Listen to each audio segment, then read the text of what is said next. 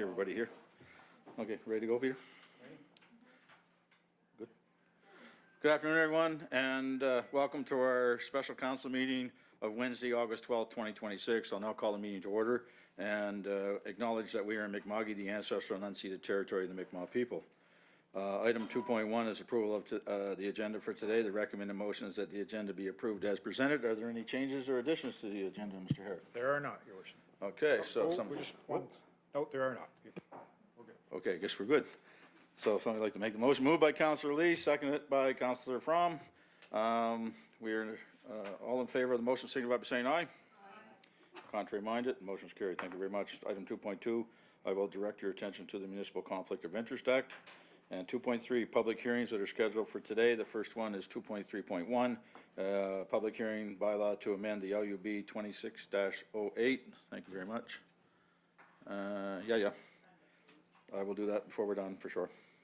Bylaw to amend the LUB 26-08 to rezone a portion of PID 25216755 and a development agreement for PIDs 25216755 and 25216680 along Dominion Street in Parisboro. Our director, Mr. Boone, you now have the floor. Go ahead, sir. Thank you, Your Worship. You were going to give the criteria for the public hearings. Well, thought you were want to do that next? Something else first. Okay. I was going to note that we have a new employee here today. Sydney Calder has joined our team with development and planning, and I know that you wanted to recognize, because you recognize a new face in the room. So, awesome. Yeah, she's been with us, Welcome, I Sydney. think 6 days, and she came back after a week with me, so I thought it was pretty good. So far, so good then. Yeah. Awesome. Thank you very much. Now we'll go over the rules and regulations for the public hearing process. I will advise that the public hearing is being held in accordance to the provisions of the Municipal Government Act, and that the purpose of the public hearing is to provide the public with the opportunity to express their views on certain proposals prior to council making a final decision. I will also warn you that if anyone is here in the audience today that wishes to speak, you will get your 5 minutes, then that will be it. There will be no second chances or rebuttals or conversations back and forth in the gallery or from the chair to the gallery and vice versa. So I'll now call the public hearing to order and ask Mr. Boone to lead us along. Go ahead, sir. Thank you, Your Worship. Council has seen this project before as a first reading, so the natural next step in the process is the public hearing. So we're here today to start the second step in this process. I will recognize that there are a few members of the community here today, and you'll ask me that question later, but Dave and Sandra Brown are here, and also the proponents with KC Realty Stockholm is here as well. So Mikhail Manzer's here and Philip Farrow. So they are here representing the company, just so council knows in advance who's sitting in the gallery, besides Sydney, of course. Right. So the rest of the characters back there, I think for the most part, you know. So, so thank you, Your Worship. I will move forward. So just reorienting the subject property, we've talked about this at the first reading, but time to get into a little more details in the public hearing. This location is some vacant land. It has been vacant in the downtown core for quite a period of time. I did talk to some local folks, and we're talking decades that it's been vacant land. It has been utilized unofficially by some folks for parking here and there.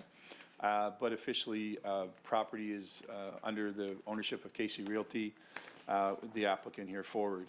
You can see to the front, Main Street, the post office is part of the main PID that we're looking to rezone a portion of.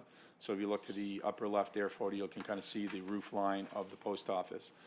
We'll note that an important thing to note is that when this got the commercial downtown designation, or the C downtown designation, it was based on a portion of the lot having frontage on the main street.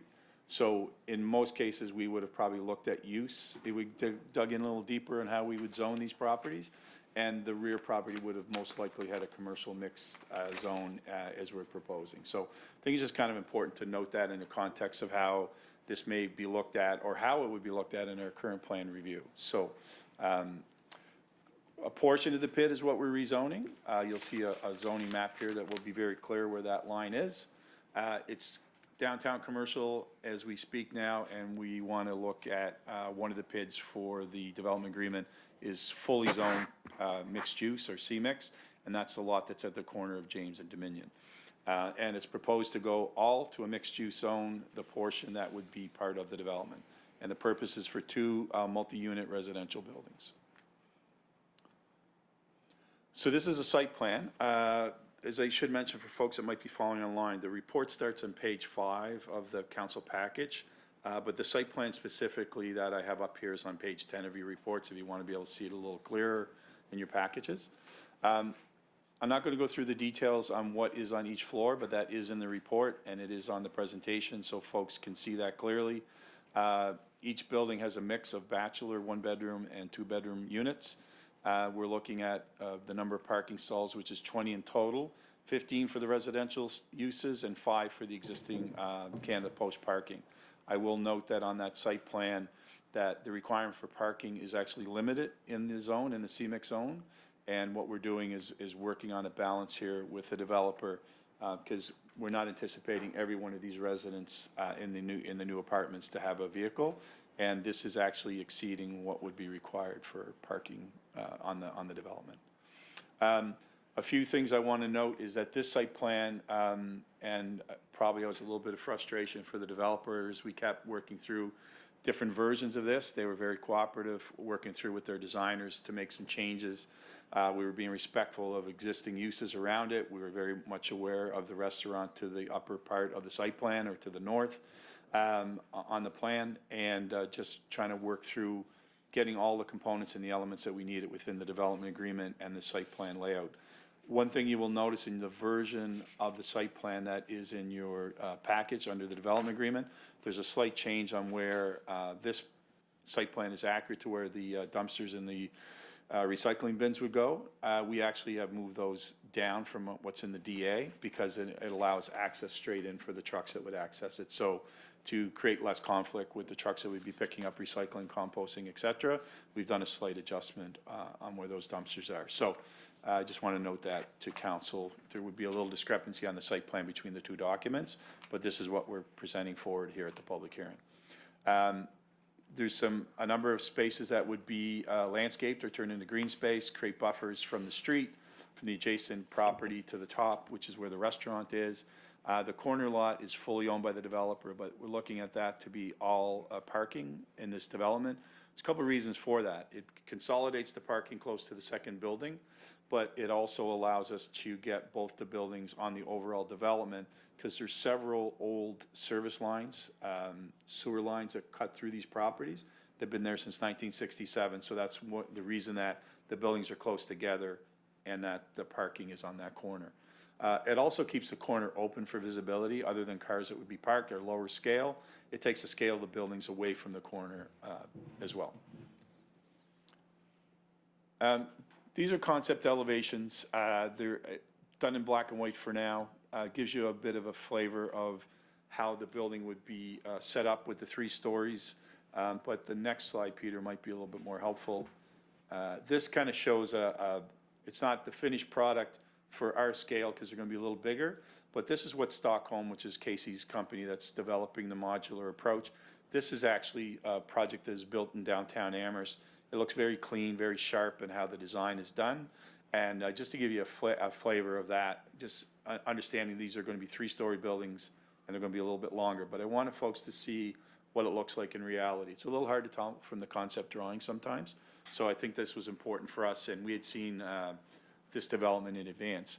And also just for information for when this project is built and finished, very clean design, very new and modern inside as well. So that's a photo from inside one of the units, and it'd be very similar to the designs that we would see long term. So creating really usable, livable space for folks in the downtown core is really the purpose of those pictures. So from a zoning perspective, existing zoning is to the left. You can see that the upper lot is fully commercial downtown. As I explained earlier, it's because of its connection to Main Street. And the proposal to the right is to keep the commercial downtown section where the post office and some of its amenities are as commercial downtown because of its frontage on Main Street, but to change to the to the C-mix, the mixed-use zone at at the back end where the residents and the buildings would actually find themselves located. Again, we'll be happy to answer any detailed questions later. I just thought it's important to see where exactly, where it's a portion of a PID being rezoned. It's important to kind of detail that. So, to wrap up, Your Worship, then again, happy to answer any questions, implications on this process. Community engagement is a big part of our planning process. This public hearing was duly advertised as per the MGA on our website. Daryl also posted on our social media sites as well. Furthermore, notice, sorry for the spelling, was placed in the Chronicle Herald back on August 1st, and a planning notice sign was placed on the property, and I thank Justin's crew for supporting getting that done for us. No environmental considerations because this is all centrally serviced, and from a perspective of there's no water courses or whatnot close by. All stormwater would go into the municipal stormwater system. No direct financial implications for municipality. I do always like to note that development of raw unutilized land will always create, as per the report, will always create additional assessment, which then results in additional tax revenue. There's no motions to consider at the public hearing stage, Your Worship, but the one thing I will say is a lot of work back and forth with the developer to make sure we get things right on this, because it's a big development. But also, we've talked about before about walkability of this site and its proximity to everything that is in the commercial and the downtown core. So schools, the park, the main park up by the playground, all of the amenities, the grocery store, pharmacy, and some of the restaurants as well. So happy to answer any questions, Your Worship. Thank you very much, Mr. Boone. Have there been any written submissions received? There has been, as I noted, the Browns are here. I had a conversation with David last week by phone, and he, raised some points, and I told him about the public hearing, and they'd be more than welcome to come as part of the process. But I suggested David also follow up with an email, which he did. That email will make it in as part of the package at second reading. But the things that David, and he may speak to that himself if he chooses to speak today, I'm not forcing his hand. But one thing they were asking is consideration to have some element of public parking on the site. The only comment I'll make, it's probably not something that we can't necessarily regulate the developer to do, but it's a consideration that's been asked to be part of the discussion. Parking is limited on the site based on the uses, so I just make those comments and respectful of Mr. Brown's submission. I just wanted to try to address that. Right. So, other than that, the phone call and the written submission were both from the Browns as an adjacent property owner and an adjacent business operator. Okay. Thank you very much, Mr. Boone. Is there anyone here from the public that wishes to speak today? Okay, sir.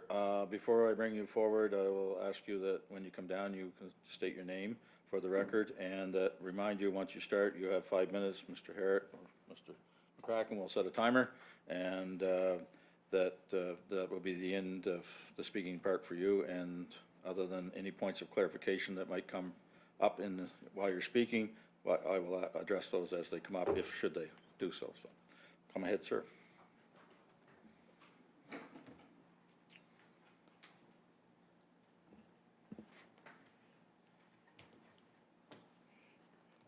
Thank you, Mr. Mayor and council people.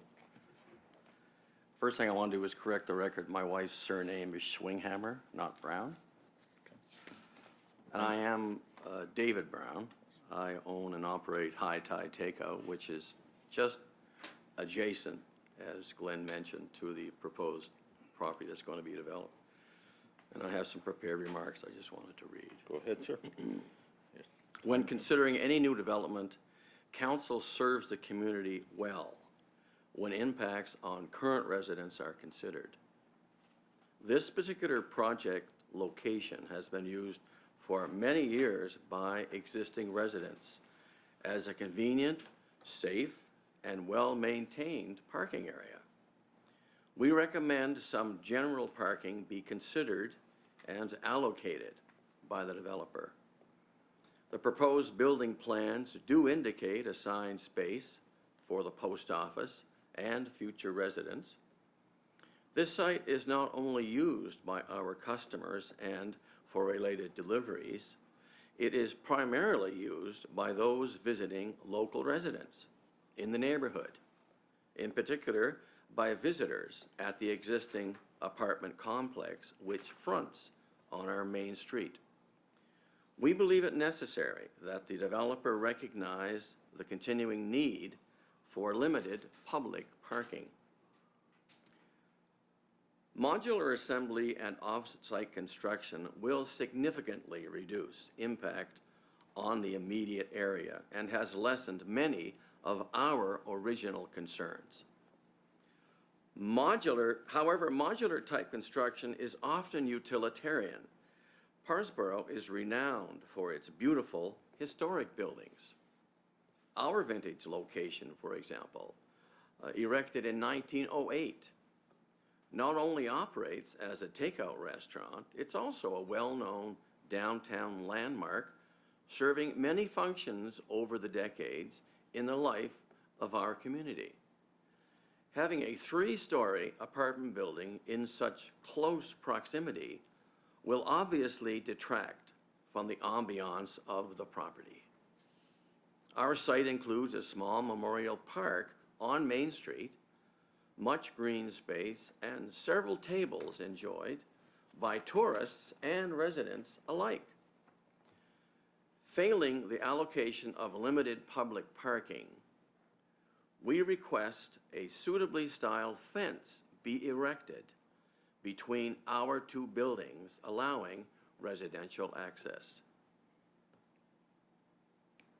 We support the project and the increase in available housing in the Parsboro area. We appreciate the new mode of construction and the resulting reduced impact during the construction phase. We are also aware construction can be chaotic. We will all be impacted and challenged. It is our hope that our business can be sustained throughout. We do hope our specific requests will be considered and implemented. Thank you very much for your anticipated cooperation. Thank you very much, Mr. Brown. Thank you, sir. Appreciate it. But Mr. Boone? Thank you, Worship. I think it would probably be appropriate to ask Dave and Sandra to send us a copy of their comments so we have them for record. I know it's being recorded, but it'd be good to have them for the report and also for Kira and I to be able to review them in a little bit more detail. So if they have no objection to that, David has my email and I can reach out to him. Is that okay? Is that okay with you, David? That's fine with us. Thank Sure. Okay, good. Thank you very much for that. Are there any additional comments from the applicant?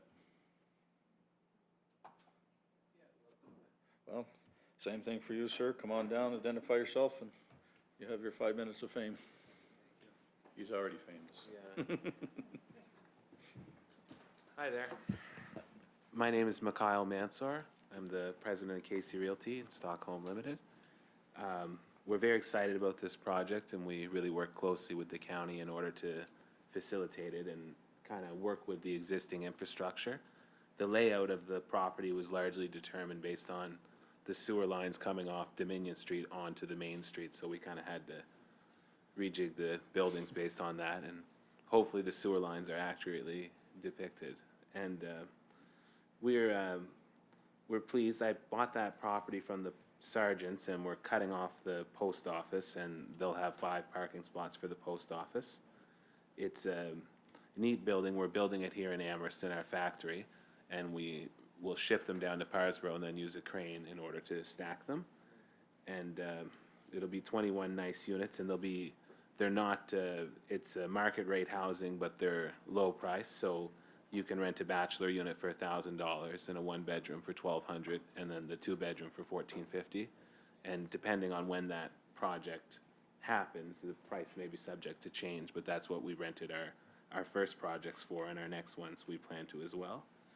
And I think it'll be very nice to have the housing downtown, close to the grocery store and close to amenities, and I think they'll be very easy to rent as well. So overall, we're excited about the project, and thank you very much. Thank you very much, Mr. Mazur. Appreciate your comments. Any comments or questions from council? Seeing none, I will now close the public hearing. Thank you very much, Mr. Boone, for that one. And we'll move along to thank you very much, folks, for your input. 2.3.2, which is a public hearing to amend the LUB 26-09 to rezone PID number 25522483, Highway 368, West Wentworth. Where is someone is joining us? Yep, Cortland Gillis. There we go. Welcome, Cortland. He's here by Zoom. I'll now advise everyone of the same rules again, that this public hearing is being held according to the provisions of the Municipal Government Act, and that the purpose of the public hearing is to provide the public with the opportunity to express their views on certain proposals prior to council making a final decision. I will now call the public hearing to order, and Mr. Boone, you may now have the floor. Thank you, Your Worship. I'm just changing presentations here, so we're all good. I'm going to do the same. All right, thank you again, members of the public, council, and staff. Again, this is a public hearing stage, so you have seen this project before at the first reading stage back late in June. I'm going to welcome Cortland to the meeting via Zoom. Kira has been on Zoom as well today throughout both hearings. So I'm going to give an overview and maybe a little bit more detail than I did at the first reading, but I'll keep as brief as I can. Cortland may wish to speak to the project as the other proponents have done in the past, and is here to answer any questions that myself or Kira cannot answer. So, thank you, Peter. So, subject property, as we've talked about before, this is an existing piece of land that is wooded, both deciduous and coniferous trees.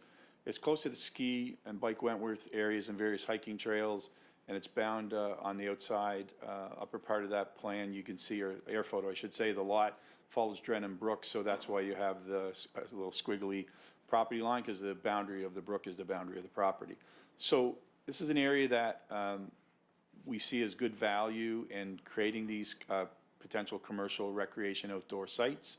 The property is currently zoned agricultural, and again, we had this conversation on a number of times before. There's a lot of land that may be resource-based lands that were zoned agricultural based on soils conditions, but this is a fairly well-forested piece of land, and the request is to bring it to commercial recreation because it's the one that fits best to create the development that Cortland has in mind, which is fixed roof overnight accommodations, chalets in this case.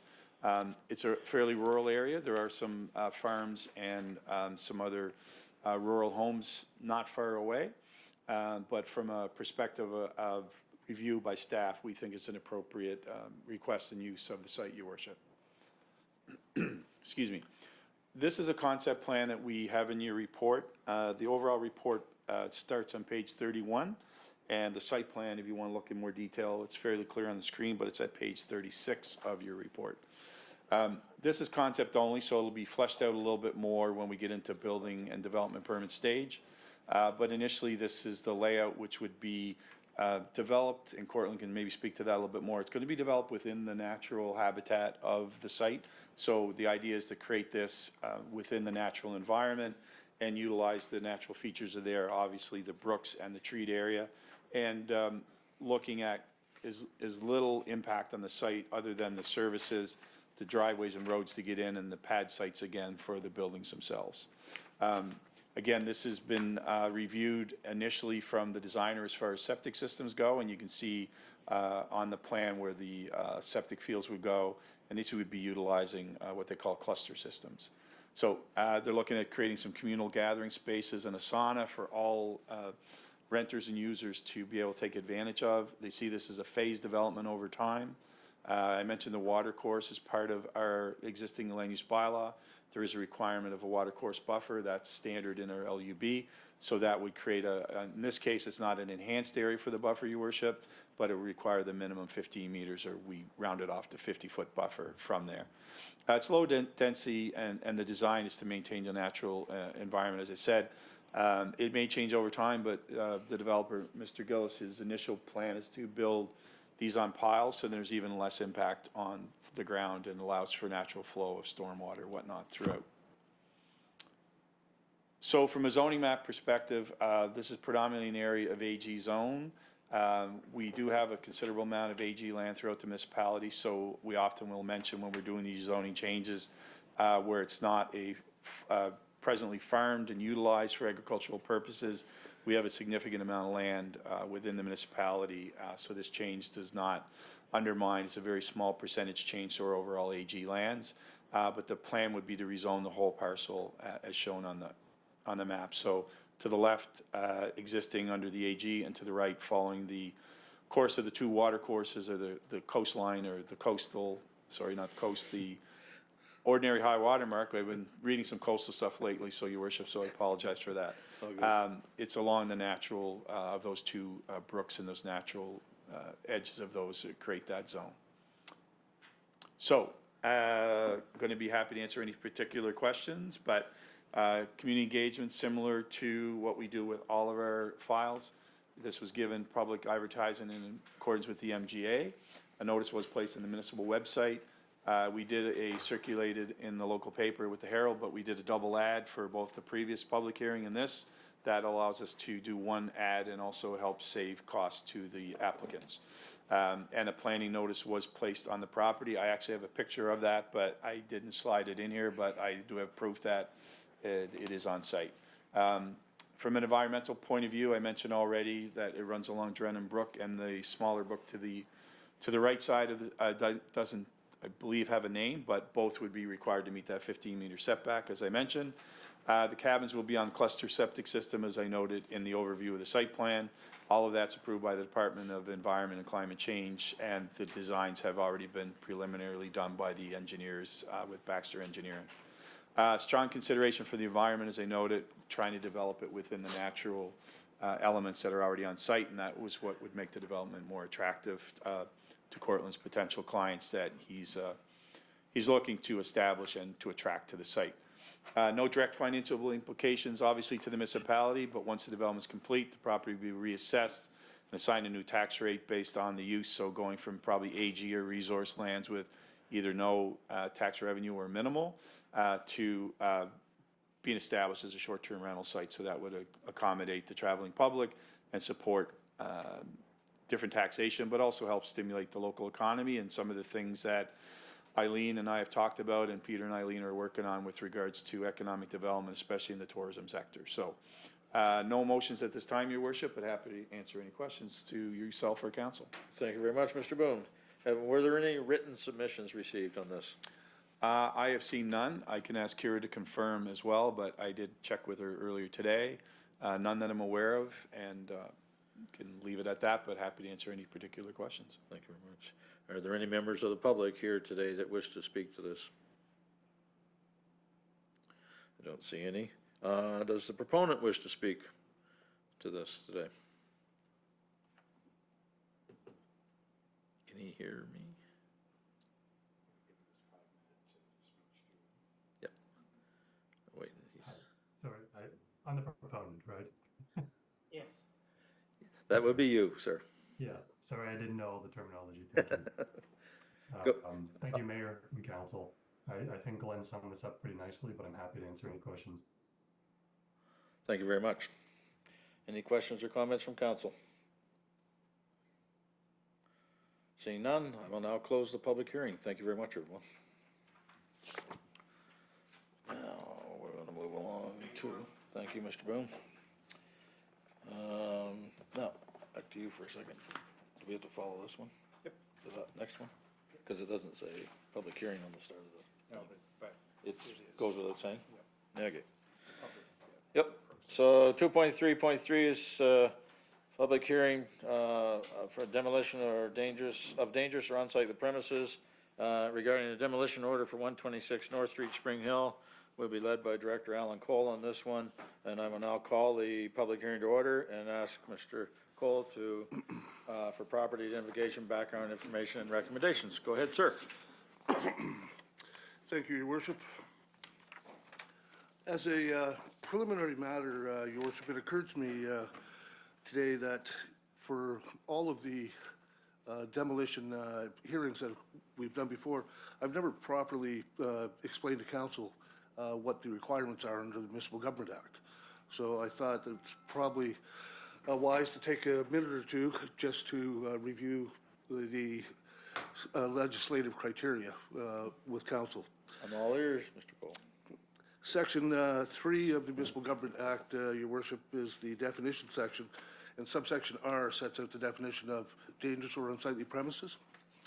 And I'm not going to read the whole section, it's quite lengthy, but generally speaking, what it requires is that, or what it refers to as dangerous or unsightly, is any partly demolished, deteriorated, or in a state of disrepair that is unsightly, unhealthy, and includes property that has junk, wood shavings, paper, anything that is stockpiled, hidden, so it doesn't have to be obvious, or stored away and is dangerous, unsightly, unhealthy, or offensive to a person. And that includes buildings or structures with or without structural deficiencies, which is an important point when looking at these issues. Another important part of that definition is that the premises are unsightly in relation to surrounding properties. So there is a variance from neighborhood to neighborhood. And a property that's in a poor state of hygiene or cleanliness also fits the definition of dangerous or unsightly, Your Worship. The full definition is, as I said, Section 3, subsection R of the Municipal Government Act, if members of council would like to read the whole thing. Having said that, this application, Your Worship, is in relation to the property at 126 North Street in Spring Hill. The PID is 253-57849, and this is at page 43 of council's package, Your Worship. The property is abandoned. There has been no contact with the owner of the property. The property tax bills have been returned, and the property is up for tax sale in October. The bail from our office regarding the property and the demolition has gone unanswered as well. So the property is abandoned, it's unsecured, it is in a state of disrepair and is falling apart. The photographs start at page 45, Your Worship, which show the exterior and some interior photographs of the building. There is also a trailer on the property, which doesn't look bad from the outside, but it is trashed on the inside. It would be part of the demolition. And you can see in the last photograph on page 46 that the back of the building is open to the elements. And staff are looking for an order to demolish the property, Your Worship. Thank you very much, Mr. Cole. Are there any members of the public here today who wish to speak on this matter? Seeing none, I'll move along. Is the property owner or a representative of such here at this time? No, Your Worship. Thank you. Any final comments, Mr. Cole? No, Your Worship. Any final questions or anything from council?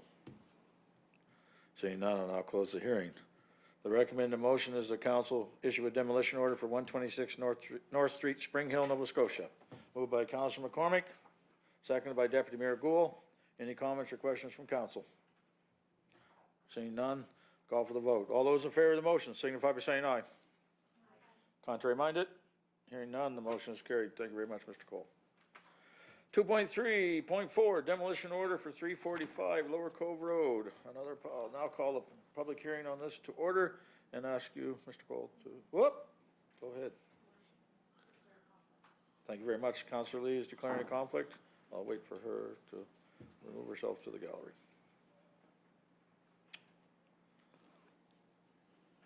Thank you. Go ahead, Mr. Cole. Thank you, Your Worship. This is an application for a demolition order, Your Worship, in relation to 345 Lower Cove Road in Joggins, Nova Scotia. The PID is 250-53901. As is typical with these matters, Your Worship, staff received a complaint regarding the state of the building. The building is vacant. In the determination of staff, it is unsightly and is derelict. Notice of hearing was posted on the building on July 28th and mailed to the address of the property owner. There's been no response to that correspondence, Your Worship. There's severe structural damage. The floors are sagging, large cracks in the roof. There's water infiltration into the building. Windows are broken, and it, as I said, has been abandoned for a number of years. There are four photographs attached to the package, Your Worship, starting at page 48. The most instructive is probably the last photograph on page 49, showing the interior of the building, which, as one can see, is open to the sky in some parts where the roof has caved in. And subject to any questions, Your Worship, staff are seeking a demolition order in relation to the property. Thank you very much, Mr. Cole. Are there any members of the public here today who wish to speak on this matter? Seeing none. Any representatives of the property owner present, Mr. Cole? Not to my knowledge. Okay. Any final comments? Council, any questions from council? Hearing none, I will now close the hearing. The recommended motion is the council issue a demolition order for 345 Lower Cove Road, Joggins, Nova Scotia. Moved by Councilor Redmond, seconded by Councilor O'Telling. Any comments or questions from staff, or from council, sorry. I'm reading too much here. None? Okay, we'll call for the vote. All those in favor of the motion signify by saying aye. Contrary minded? Hearing none, the motion is carried. You may come back now, Councilor Lee. 2.3.5, demolition order for 40 Evergreen Road, River Hibbert. I will now call the public hearing to order, and Mr. Cole, you can have the floor, sir. Thank you, Your Worship. As you said, this is an application by staff for a demolition order in relation to 30 Evergreen Road, River Hibbert. The PID is 250-57407. Again, complaints received in relation to the state of the building. The building has severe structural damage, sagging floors, large cracks, the roof is caving in, and the integrity of the building, in the judgment of staff, is too far gone to repair. There are photographs attached, Your Worship, showing the state of the building. Now, in this case, there has been communication with the owner of the property. The owner of the property is in agreement that the building should be demolished, and indeed has retained a contractor, apparently, we were told today, to conduct the demolition before the end of this month, before the end of August. In light of that, we're still seeking the demolition order, which we would enforce should the owner not proceed as he has indicated he wishes to. Reasonable. Subject to any questions, Your Worship, that would be my submission. Thank you very much, Mr. Cole. Are there any members of the public here today that wish to speak to this matter? Don't see any. Property owner or a representative of the property owner present? See none. Any final comments, Mr. Cole? Just that we often have property owners that say they're going to do a demolition within a certain period of time, and I found that having the order in hand either makes sure that happens or gives us the ability to effect the demolition without having to come back to council for a second time. Yeah, it certainly expedites the process. There's no question about that. Any final comments from council? Seeing none, I'll now close the public hearing. The recommended motion is the council issue a demolition order for 40 Evergreen Road, River Hibbert, Nova Scotia. If somebody'd like to make the motion, moved by Councilor Lee, seconded by Councilor Fromm. Any comments or discussion from council? Seeing none. Oh, go ahead, Deputy Mayor Gould. Date on this, are we going with September 1st, or? Mr. Cole. What I would suggest, Your Worship, is that the motion of council be that a demolition order be issued, but we would not seek to enforce that order until after the end of the month. If we give the property owner the time that he's asked for. Okay with that, Deputy Mayor? All good, okay. All those in favor of the motion signify by saying aye. Aye. Contrary minded, hearing none, the motion is carried. Thank you very much, Mr. Cole. And we can put that away now, can we not? Business issues, 3.1, Parsboro Main Street and Eastern Avenue intersection upgrade project. Justin Walkress, our Director of Public Works, will now have the floor, sir. Thank you, Your Worship. Since we last spoke on this project, we issued a tender for the work. 2 bids were received, both were significantly over budget. We did have some discussion with the low bidder trying to understand some of the reasoning. Most of the unit pricing was plus or minus what we had expected, but the traffic control was significantly more than what we were expecting. They stated that the complexity of maintaining access to businesses during construction was part of why that price was so high. Staff continue to support the completion of this project. It's a great project that will improve pedestrian safety and accessibility in the community, but at this pricing and this time frame, we're recommending canceling the tender because of the fact that it's so far over budget. But also we're recommending that we bring it back for your consideration as part of the 27-28 budget, so you can have another crack at it. We suspect that if we can issue it as part of our capital paving program, which is possible this year as we're still in the design phase when we had to put out our capital paving project. Right. So it'll give us some extra scope, get some economy of scale on there. We have some more time to work with the local businesses to discuss their access needs and maybe simplify the traffic control. And it'll be early in the season, so perhaps we can achieve some better pricing for being early. So the recommendation from staff is to cancel this tender because of the pricing and bring it back for your folks' consideration as part of the capital budget next year. Thank you very much, Mr. Walkress. Recommended motion is the council direct staff to cancel the tender for the Parsboro Main Street and Eastern Avenue intersection upgrade project and return the project for consideration as part of the 2027-2028 capital budget. Somebody like to make that motion? Moved by Councilor Redmond, seconded by Deputy Mayor Gould. Any conversation or discussion on this from council? I will say that, in echoing what you had said earlier, there are some serious challenges with ingress and egress with the local businesses and around that project, given the nature of the location. So I can understand that it'd be challenging, but also to have it that far over budget, the prudent thing to do is what we're doing. So, all of those in favor of the motion signify by saying aye. Aye. Contrary minded, hearing none, the motion is carried. Thank you very much, Mr. Walkress. 3.2. Back to the Alan Cole Show. Purchase of self-contained breathing apparatus. Mr. Cole, go ahead.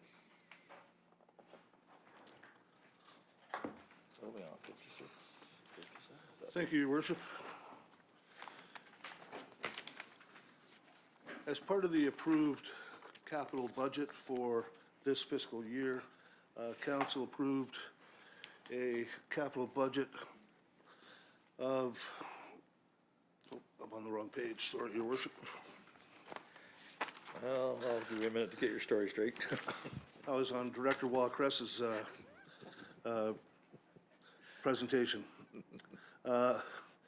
Council approved a budget of $275,222 for the purchase of self-contained breathing apparatus. As Council will recall, we typically purchase 25, or we have purchased 25 units each of the last 3 years in our effort to standardize the equipment across all 15 fire departments. The cost of the equipment has risen each year, and in this case, in response to the RFP, there were 2 replies. One was $259,000, and one was $284,000. There was an evaluation criteria in the RFP that included price, time of delivery, warranty, and local service. The lower priced bid received the highest score under the evaluation criteria. And so with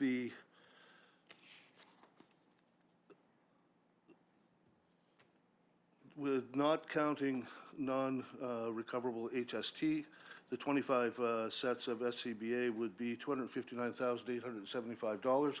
With the non-recoverable HST included, the total is $269,899.42. Safety Source Ltd., who supplied us the last 3 years, was the lowest bidder and the one with the highest score on the evaluation criteria. So the recommended motion by staff is that council approve the purchase as set out in the motion on page 56 of council's package, your worship. Thank you very much, Mr. Cole. The recommended motion is the council approve the purchase of 25 sets of SCBA in the amount of $259,875, plus non-recoverable HST in the amount of $10,024.42, for a total of $269,899.42 from Safety Source Limited. So moved by Councilor McCormick, seconded by Councilor Lee. Any comments on this from council? I'll say just one thing, glad to see we're buying more and supporting the fire service, as we have done for a number of years now, so. All those in favor of the motion signify by saying aye. Aye. Contrary minded, motion is carried. Thank you very much, Mr. Cole. 3.3, former Spring Hill Elementary Schools. Back to the patiently waiting Mr. Herrick. Go ahead, sir. Thank you, your worship. The item is the conveyance of the former elementary schools in Spring Hill, and council will recall earlier this year in May, I believe, council had authorized me to advise the province of Nova Scotia that the municipality had no interest in continuing or to acquire, control, and ownership, maintaining ownership of the former schools, the Junction Road School and the West End School. So subsequent to that, we've been corresponding with the province of Nova Scotia, and we are now down to the actual conveyance and the approval and signature on the warranty deeds.